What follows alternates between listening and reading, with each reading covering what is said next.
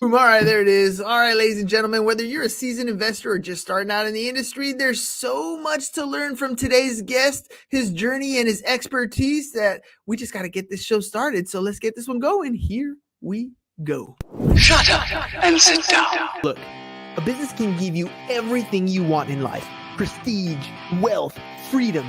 It can also take everything away from you. This show is for those who are willing to take that risk. These are the real life stories of entrepreneurs. But before we start, I have one small favor to ask. Please leave a comment. It can be advice, critiques, tips, feedback, or share this with someone because your engagement is the most valuable and most powerful form of social currency. So thank you, and welcome to another episode of Business Buzz. All right, ladies and gentlemen, today we have a remarkable guest with us who is a creative entrepreneur in the real estate and hospitality industry, known for acquiring 60 properties using Airbnb Arbitrage method. This episode, we're going to dive into his journey to building iStay USA and providing guests with an unforgettable stay and experience. So join us as we explore the world of creative real estate, entrepreneurship, Airbnb arbitrage, and the art of curating unforgettable stay experiences.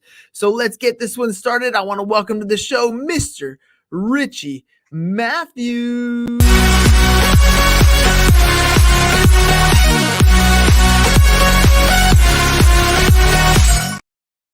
Wow, right, intro.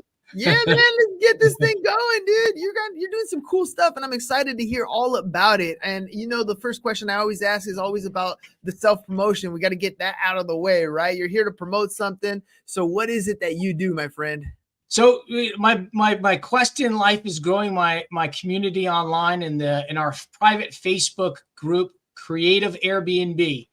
So it's the 7-figure Airbnb is the handle itself. It's a private Facebook community. You answer a few questions. We just want to make sure you're a good match for us and we're a great match for you. And inside of that, we're hosting free webinars, and there's all kinds of other people that are providing tips and value to other people looking at the creative Airbnb experience. Creative Airbnb basically meaning, the traditional way of getting an Airbnb is you buy a property through a bank. So whether you're creative financing or you're co-hosting, or in our case, rental arbitrage, which is subleasing properties, that's the community where people are trying to get in on the Airbnb world.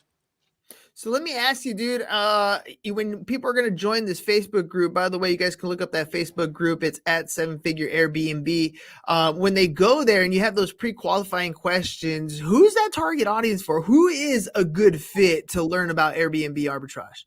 People who currently don't own property, don't sublease property yet, that are curious, but that they know about the model. They're just curious about it. Great people to have in the community because they ask great questions. People who own property, who have heard or are looking for the cash flow or the cash on cash return that this industry is known for. Right. If you think about it this way, if you own a property, what's the benefit? The benefit is amortization, potential equity appreciation. It's an asset. It's something that you're looking to gain wealth over time. It's typically not the cash flow. The cash flow you get from it is an ancillary benefit. It's usually not much because of the massive amount of money you need to put in on a deal like that. So when you're doing rental arbitrage, you're basically just you're paying for furniture, perhaps a deposit. And we negotiate our first month's rent free typically to get in. That's the only way I was able to scale to over 60 properties. And so for that reason, owners, because they kind of get the game, they're in there to kind of improve their game. How do I optimize my prices? How do I hire housekeepers?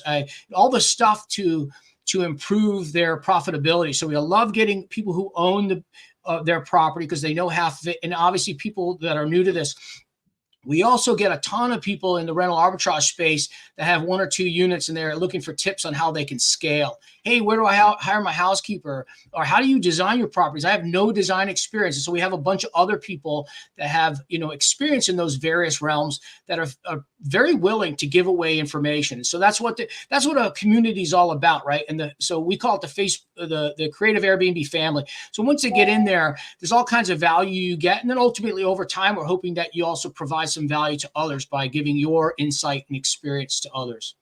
All right, dude, you look pretty smart. You got the glasses on. You look like Ah, you're highly educated. You must have had like some huge educational background to be going into this Airbnb arbitrage, right? Tell me a little bit about your education background. zero, zero, zero. When it came, oh, so I'll tell you, you're gonna. This is a crazy story. So for a long time, for just about 10 years, my wife and I produced festivals, big outdoor food festivals. We were immersed in it. We represented clients, and ultimately we created our own company and created our own festivals, food events mostly, some music events, and others. It's a very seasonal business, so a lot of our income takes place in the summer and spring. So we were looking to offset that. Plus, it's a very topsy-turvy industry. I didn't know it then, but I now know I was trading my time for money. I worked for myself. I gave myself a 15-hour-a-day job. If I removed myself from the equation, the business went to nothing, right? That's not really a business if you think about it. I never knew that. My whole life, my adult life, I've done those kinds of businesses. So we wanted something, a little side hustle thing, if there is such a thing anymore, right? So we knew a little bit about Airbnb because we own properties and all that. We heard about arbitrage, was very skeptical, but I gave it a shot after looking at it closer. And in March of 2020, February 2020, we started our first. It immediately cash flowed. I knew nothing. I don't know how to speak to guests, hire housekeepers, design, all that stuff. Still, it worked because those were the times then. It's not necessarily how you need to operate these days because it's much more competitive. However, the next month, COVID hit, wiped all of our events. Our biggest festival of the year was in downtown LA, the Latin Food Fest. It was an 8th annual event, hugely successful, gone. So was the next festival. So was the next one in Dallas and Miami. We were staring into the abyss. I have kids. So out of sheer, you could say I was super smart and all that. It was desperation. We scaled that business because we saw what we did. So we picked up 18 apartments in 12 months. Hit our first 6-figure month in March of 2021, 13 months into this.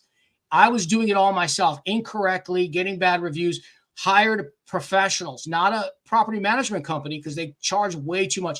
Hired my own team. We built it, and slowly, not right away, but in the summer of 2021, I removed myself from the operations.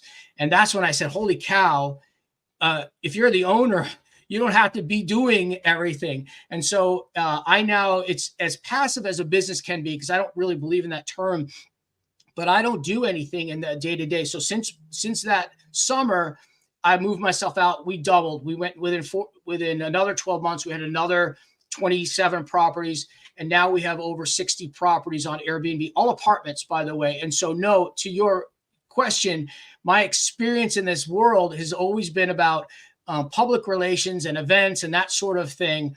But I have had no formal hospitality training or anything around that. It was basically just collaboration, trial and error, and luck.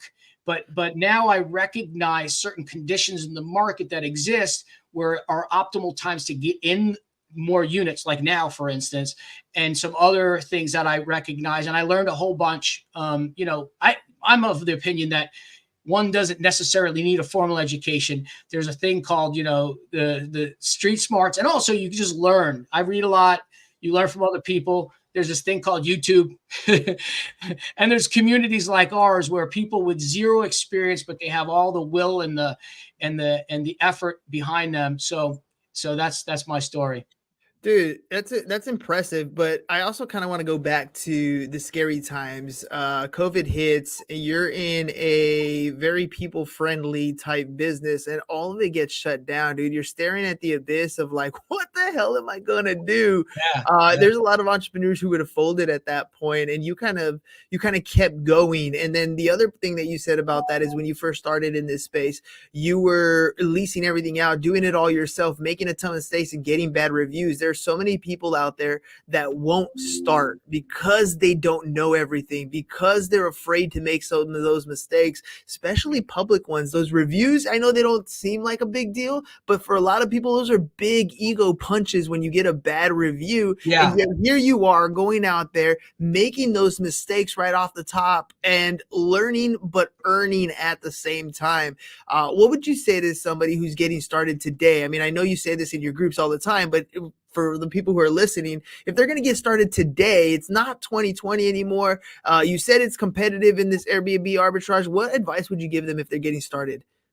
So one of the things is if you have to do your homework. It's not like I just dove into it head first without any thought or process. I recognize that after that first one, and actually, by the way, we had closed in March on another one. It was just getting going. And I had negotiated with the building rent concessions, which I'll get into in a minute. It's basically a marketing tool that a lot of apartments, multifamily owners use to entice people to lease from them when their occupancy is low. And we saw that in that year, and we actually are seeing it again now in some markets, not everywhere. So I had the wherewithal to negotiate ahead of time. Hey, I'm going to take a bunch of units from you. Let's do 4 or 5. I'm going to start with 1. And it was an experiment. And once we did that, I started going. But you have to remember, and I'm not obviously alone here.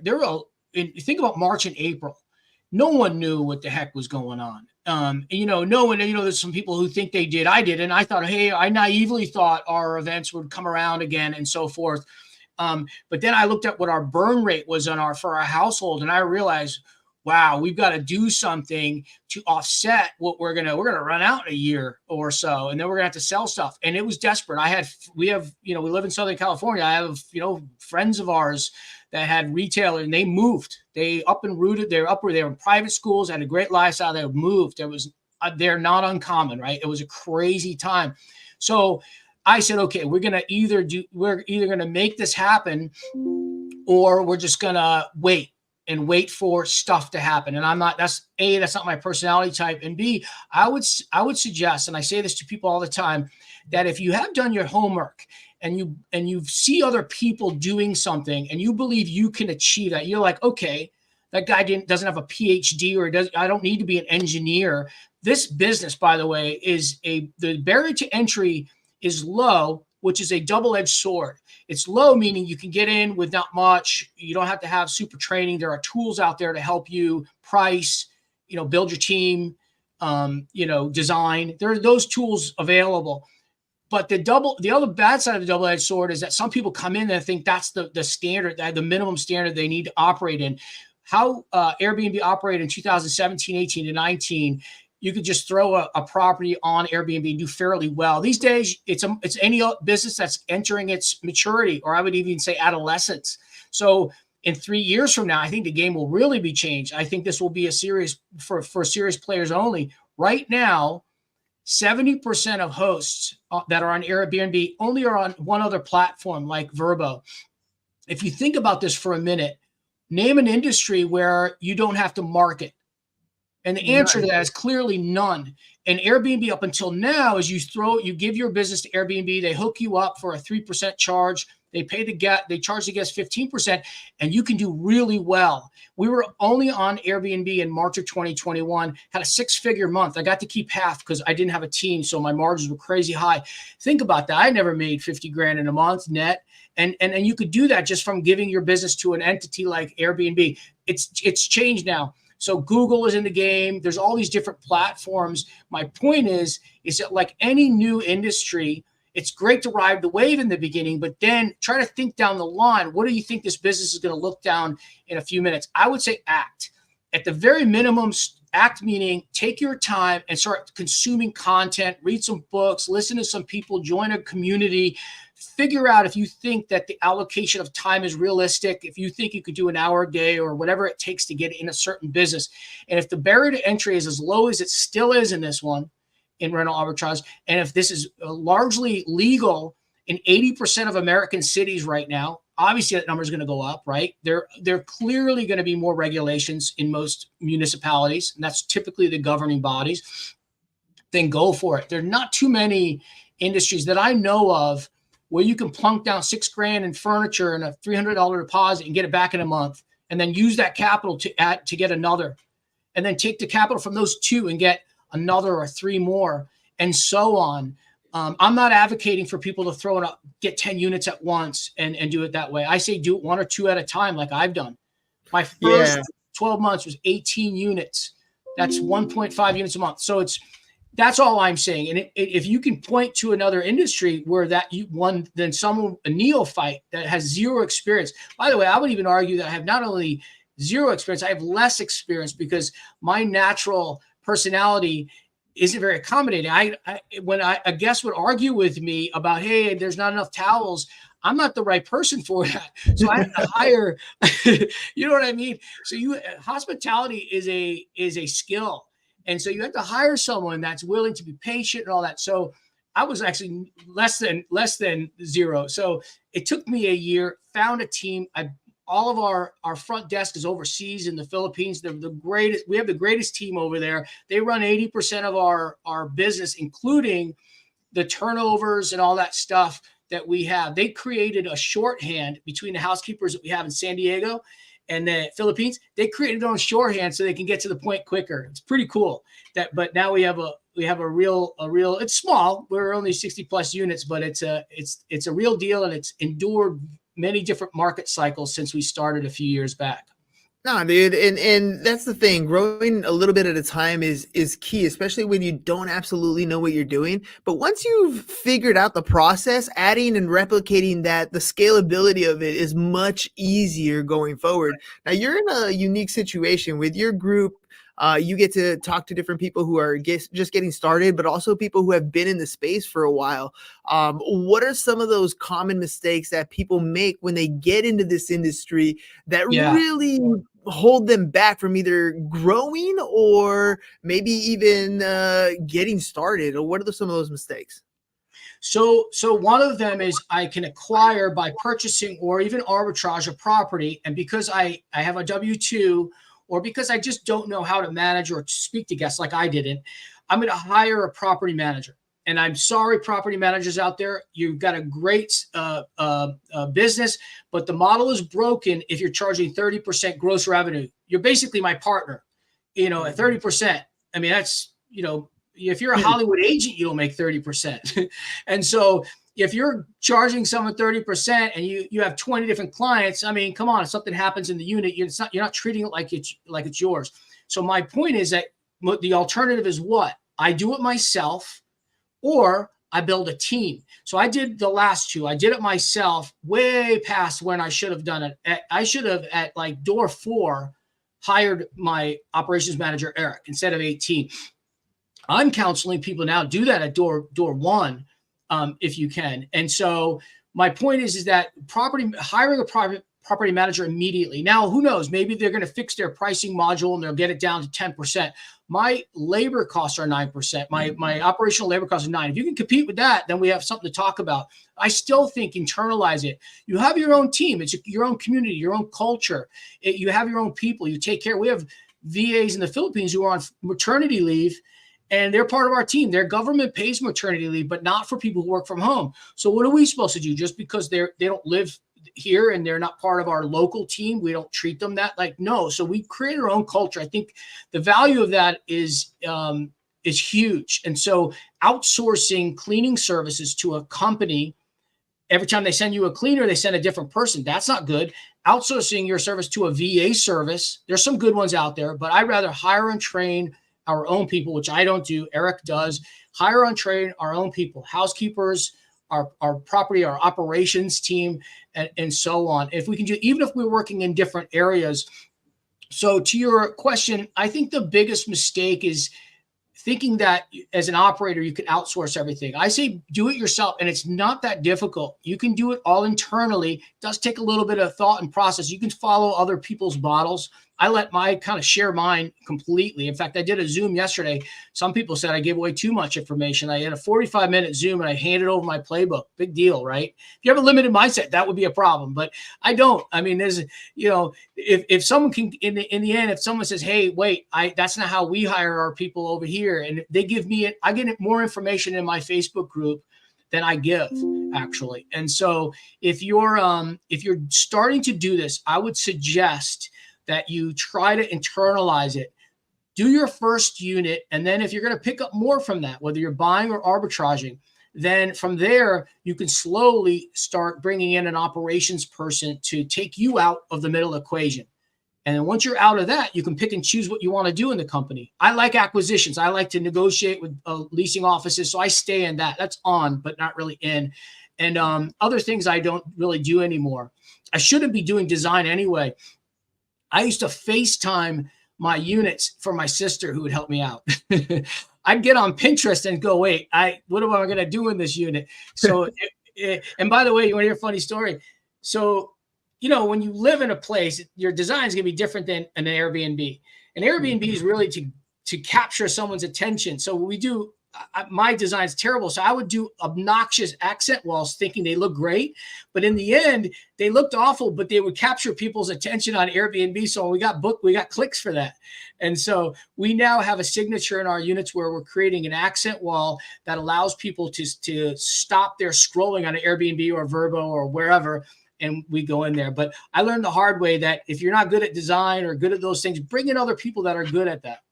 I need an Instagrammable spot, man. That's what it really needs, right? So that you get those shares. People want to go and take pictures in those spots. Those accent walls might just do the trick for sure. All right. Yeah. Well, look, there's a bunch of different places that you can go to learn about this stuff. But you guys are doing it successfully. You're doing it at a high level, and you're sharing that information with people. And I agree with you. Giving people that value, your entire playbook, it doesn't really affect you because for the most part, 90% of the population, even if you give them the step-by-step, aren't going to do it in the first place. But B, there's more than enough business to go around.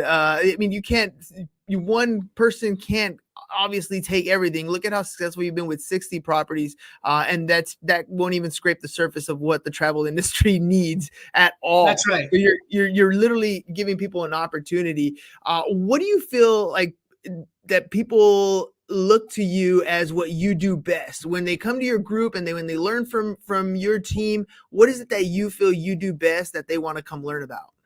If first of all, I'm transparent. And so I spill the beans on all our processes. I don't really get into tactics as much. I do talk about strategy. I have a very sharp opinion about what this industry should be and what it has been. Everyone's called this the vacation travel industry, and it isn't. So the way so I can't operate. And so if you go down to the top Airbnb markets, Anchorage, Jackson Hole, Napa, all these places, I wouldn't be able to operate there because I'm looking for apartments that are mid-scale, perhaps upscale, that are submarkets outside cities.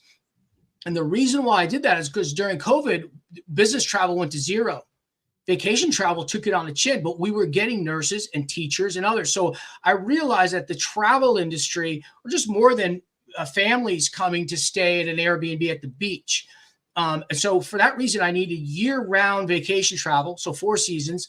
I also needed a robust business economy in the area. So people were coming for a few days at a time, independent of the reason why people come for vacation. So they were coming for business. And thirdly, and very importantly, the midterm rental market is huge. So there's at least 2 tier 1 or tier 2 hospitals, without getting too much into the weeds. What that means is being a big hospital. So I need a couple hospitals, a university, convention center.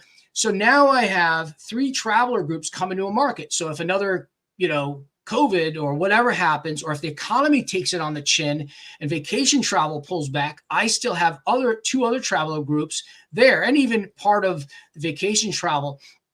And so for that reason, I think that the business has entirely changed. And I think, at least for the model that I operate in, this isn't vacation travel only. I mean, we do depend on them. They're about half our business. And so just like any business, you want to diversify. You want to diversify off Airbnb for direct booking or multi-channel. You want to diversify from one particular traveler group and go on. And that's something I wasn't thoughtful enough. I just discovered it. I had to survive at 50% occupancy during COVID when most hotels were out of business by the government and most hosts sat it out. So we were like, okay, we're not crazy. We're desperate. So we did it and we figured it out then. I also couldn't afford to pay a property manager 30% or 25%. So we had to do it ourselves. So all of that stuff was born out of, we had to make it work. One of the big benefits I had from the event production days is in order to put up an event, you had to be on budget. You had to. It just wouldn't happen. And so I knew that my furnishings and all that, I had to come in. It used to look like an IKEA explosion in my units. Now it's a little bit better. But back in the day, when you could get away with that and people would stay with you, then I would just, I was at $5-6 a square foot. So we would furnish them cheaply, and then in order to get paid back. But man, I remember, I'll tell you, in August of 2020, we had our 9th unit, and it was 3 different buildings, same owner. We were able to scale with one yes. And our number was $1,500, $15,000. That's what we needed to live. I mean, for our whole life. And we got it in August. And I said, holy smokes, we're here. And so we continued after that. Now, I should have got a team at that point, but I continued after that. And since then, we've gone through a lot of different market cycles. So I'm very bullish on this market sector. But what someone can see in me is that, look, if he can do it, I can do it. Because again, A, I'm older. B, I have zero experience in this, but I did have determination. I did piece together content online, thanks to some YouTubers that were free with their information. They would just readily give it away. And so I would take my notepad and get to work on everything from hiring. Even my hourly pay of paying housekeepers I borrowed that from someone else instead of paying them by the job, and all these little things you can do. So all I'm saying is if you believe this is for you, think about what the risk is.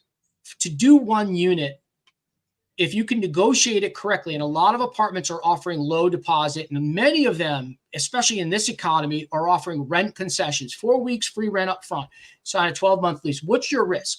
Let's think about it for a second. The risk are well, they're the amount of money you're going to spend on your furniture, and they're the duration of the lease. So you're on that lease. Now, if you're doing a corporate lease, okay, well, your company's on the hook for it. But we negotiated early termination clauses in the beginning.